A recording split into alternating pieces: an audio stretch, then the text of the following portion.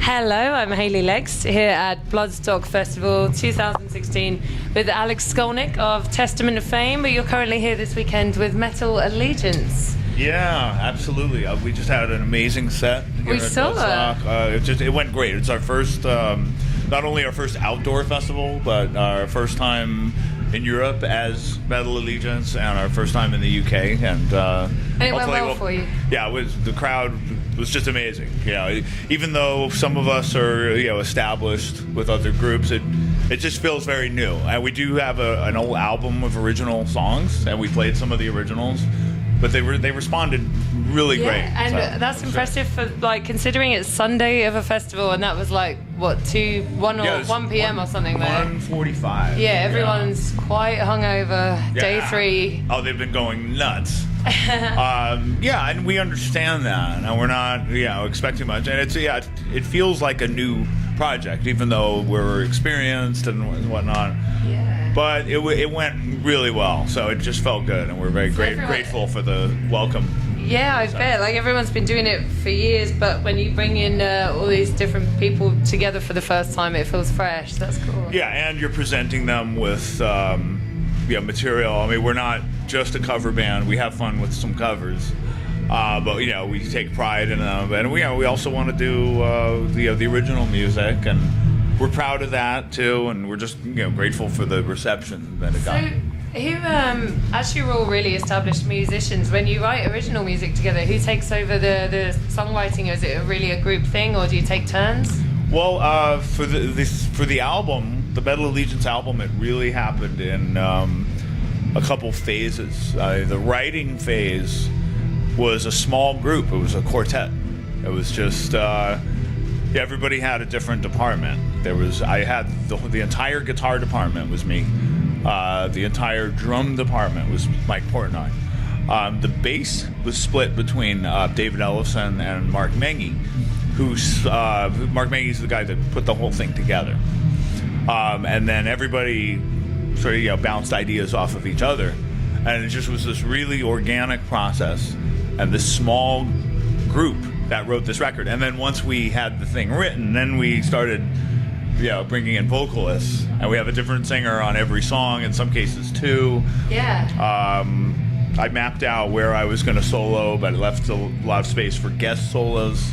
So we brought in guest solos. There's a couple guest bass parts. So by the time we added all the extra layers, it was over 24 people. I guess this is where it really comes in handy to have all that experience, where you can be like, all right, I'll write this here and then I'll leave a space here, what's going to work for the song. Yeah, absolutely. And I've also have just not only worked with Testament, but my instrumental projects, I produce those myself. So you know what you're doing. Yeah, and I try to I always bounce ideas off. In my trio, my bassist and drummer, they're very The Alex Skolnick Trio. Yeah, also known as AST. We have a live recording coming out, by the way. I'll just mention that's coming out. Yeah, go ahead. It's coming out in September, called Live Unbound. You want to tell me some more about that? We've always wanted to do a live recording. The last couple of years, I got really busy between Metal Allegiance and Testament, obviously. But we did a tour in last February. And we recorded some tracks from this tour, and I think they really capture what we do live. It's not just a jazz trio. I mean, we go nuts. We're a blues band at one point. We're going instrumental rock. Did you do a little show at NAMM convention? We didn't do NAMM this last time. I wasn't able to be at NAMM because there was just too much going on. I went from Metal Allegiance on the West Coast to my trio in Europe. But the trio we did some great shows, and we got some nice recordings. We also played a Christmas party at the studio where we record all our stuff. And don't tell me you did festive songs. No. We didn't. There's no Christmas songs, but just as part of this party at the studio, the studio does a holiday party every year. So we played there, and they mic'd us up, and some of the tracks came out great. So we're going to release it all, and it's going to be called AST Live Unbound. and it's going to come out. Hearing it. Yeah, it's coming out mid-September, and we're actually going to come to the UK in March. Wonderful, I will be there. So please be there. But that's a project, and I was saying those guys, the other guys in the band, I listen to them, but I have the final say, and I sort of steer the ship. You're the big boss man. And it's the same thing with other projects like Planetary Coalition, which is my acoustic world project. I put out a record with that 2 years ago. That also has like 24 musicians on it, and that's all. I play all acoustic guitar. So for projects like that, I've done the directing and the producing, but never with this type of situation. Especially artists I've known for a long time, like Gary Holt. Now I was going to say that's so cool that he happened to be here and he was available to come and. It was great. Yeah, he was able to join us live, and he's also on the album, and we had a great experience. He came in to play tracks for the record, and it was fun to just sort of direct him. And he liked it. At first I felt weird, because I've known him so long, but he actually liked the direction, and it was a good team effort. I got to say, I think my favorite part of the show was you and Gary doing the guitar bit together, the widdly guitar bit. That was the highlight. People seem to like that. I saw a nice post on Twitter about that with a photo. I forget. Everyone just got, when that happened, everyone was just like, yeah! Everyone just goes straight into it. People seem to like it. Yeah, the post I saw online said something. That'll do. Thanks. Yeah. This is great. So who's your favorite artist that you've collaborated with over the years? What was the best experience for you? Boy, it's hard to say. I mean, there have been quite a few at this point. Lately, I've had a great time collaborating with Rodrigo y Gabriela. They're a lot of fun. Yeah. They inspired me to do my acoustic record. Anyway, they appear on the record, and I play on one of their records, and that's always a lot of fun. I've also recently I reunited with the first musician I played with outside of metal was Stu Hamm. He's a great bass player. He's on all the early Steve Vai records. He played with Joe Satriani, who was my teacher. We just did a tour, actually in between Metal Allegiance and my trio in February. I did a West Coast run with Stu Hamm, and that was great. And his music is great. I mean, people don't know that he does his own music the way they know Vai and Satriani, for example. But he's got some great music. And he's great to collaborate with as well. So would you consider him an influence, or who has been a big influence on you? Oh, certainly. I mean, there's a lot. There's a lot of When you've been going so long, I guess it's like you tend to be the one who influences other people now. And do you still get influenced by people? I mean, yeah. It depends on the game? It depends on who it is and what the situation is. I mean, I think also as you get older and you get more experience, you start to figure out what type of musician you want to be, and you type who you want to be influenced by. Like some of my favorite influences, I may have met them, but I haven't worked with them, and I don't know them well, but I just admire them from afar. Like there's an English guitar player, John McLaughlin, who totally outside of metal, but just an incredible artist, and he does many different groups.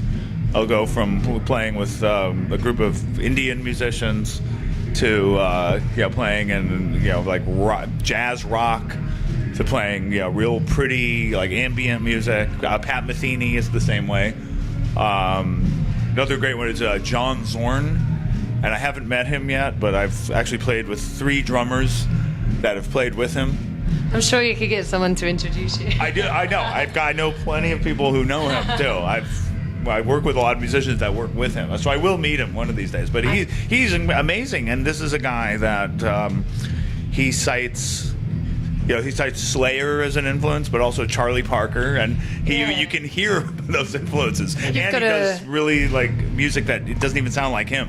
Yeah. That he writes for other musicians that he doesn't even play on. You've got to look outside your own sort of natural boundaries, really, if you want to progress as a musician. I feel like that. I mean, I just And that's just me. I mean, I know some people can just join a band and they have their band and they're happy with that. Maybe they're not the most innovative of people if they're set to one limited structure. I mean, if that's what somebody said, that's fine. There's nothing wrong. Actually, It works for them. My life would probably be a lot more simple and less stressful if I could be happy with that. Yeah.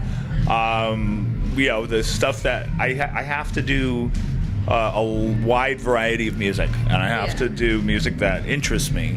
To feed your and it's soul. kind of strange. I mean, I'm most closely identified with this band that I joined when I was 16 called Testament, that I was actually out of for a That's long. convenient, isn't it? Yeah, but it's funny because there's so much other stuff I do. Yeah. And occasionally I'll do a performance completely removed from Testament, totally different genre of music. Does that surprise people when they see you doing something that isn't you being pigeonholed? Actually, it tends to surprise the people that aren't familiar with me. Yeah.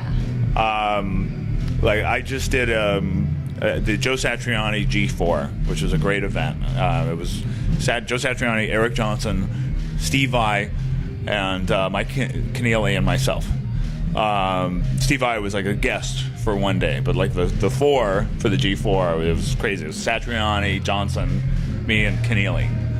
And it was packed, and there were people at this event that came up to me that because I played instrumental music, and they said, "Wow, I love what you do." They say you play heavy metal too. Like as an aside. Yeah, and these are just people that. But it's nice that somebody like that can hear me, and it's I appreciate all aspects. They can know me from that as well, and then there's plenty of people that would know me more from the metal stuff, but it's fine. I don't care. That's really cool. That's something like unheard of. And I don't discriminate for between who I play for. I'll play for whoever. Do what you love. Yeah. So what's in the future for Metal Allegiance and for Testament? Metal Allegiance has its first South American show coming up in a couple months in October. You guys are really covering the globe, aren't you? Yeah. Well, we played Japan for the first time last October at the Loud Park Festival. This is, as I said earlier, this is our first time in the UK. And I think next year what we hope to do is coordinate things so that we're able to do more shows, and hopefully be on the same days of the festivals as our other bands. Yeah, so you can get them in on the show. Yeah, that happened a couple times this year, but it didn't. Like through luck. Yeah, it didn't happen enough. So we hope to do a lot more shows next year. But for now, we have the show coming up in South America, and we're thinking about a next album. Great. Oh, and we just released the Fallen Heroes EP. And so that's come out. And is it going to be the same kind of thing, like more originals? I think the next album will be all original. I think we'll do an occasional cover as a bonus or like this EP, but our main thing is original. So we're excited about that. And so what about Testament? What's coming up? So Testament has an album recorded. It's called Brotherhood of the Snake, and it comes out late October. And then we're going to tour all over Europe with Amon Amarth. Including the UK. There's a nice run of the UK. Wonderful. So again, I will be there. That sounds great. Thanks so much for talking to us. Oh, my pleasure. Thanks for having me. Thank you.